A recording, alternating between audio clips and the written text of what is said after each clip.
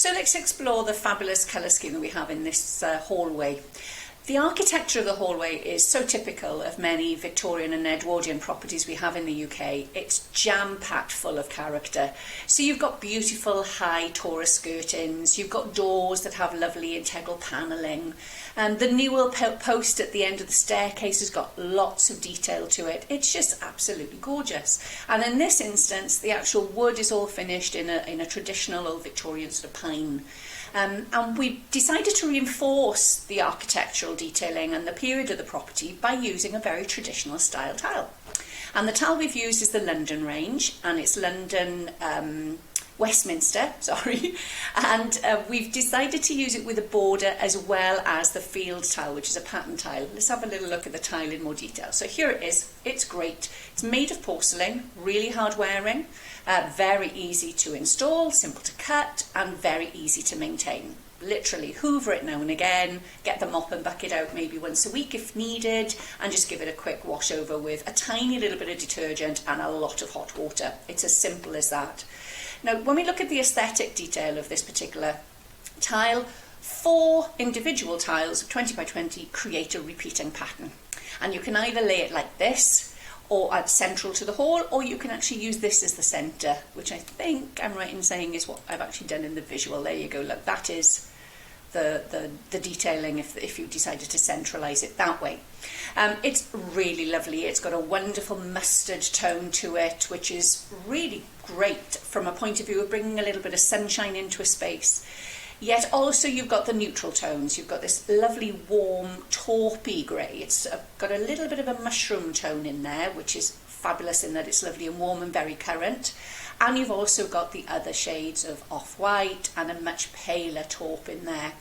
So the tile itself is fabulous. You could, as we have in this example, just keep the walls very simple, keep it a very soft off-white so it picks up the off-white detailing in the tile, keep it light and fresh.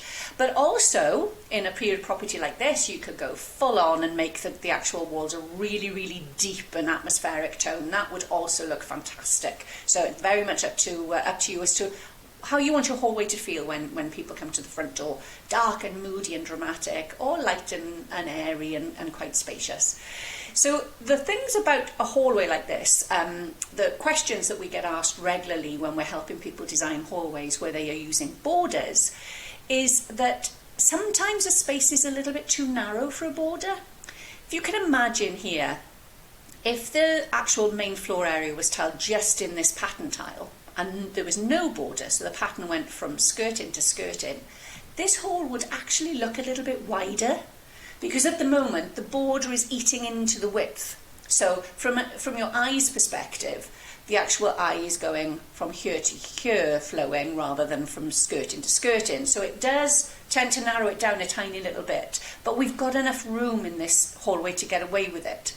One thing that you do note though is here there is a pinch point. So when it comes to doing your layout in a style of hallway like this, I would suggest you put the border around the perimeter, in front of the doorway, run it back down the right hand side, but take the border as if it's going underneath the staircase.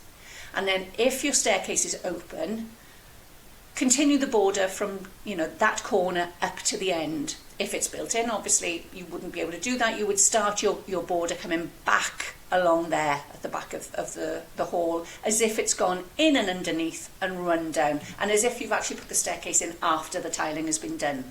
So that avoids you having a really nasty pinch point. If you had a border running across here and in front of the stairs, imagine this is going to be very, very narrow, and I don't think it's going to be particularly aesthetically pleasing.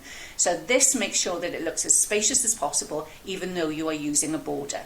The other thing you need to note is that the border runs in line with the skirting, and then where you have the steps in to the actual doorways, you would use one of the contrasting plain tiles. There's quite a few plains within the London range that you can then use to fill in these sections. So that is the way you would approach it. You really can't beat a product like this because it looks so in keeping with the architectural detail of the property, but also it's just so easy to live with, so easy to maintain, and fantastic for a really busy family. Obviously, we've dressed it here with a console table that's very traditional, but you could put a much darker, dramatic piece of furniture in there.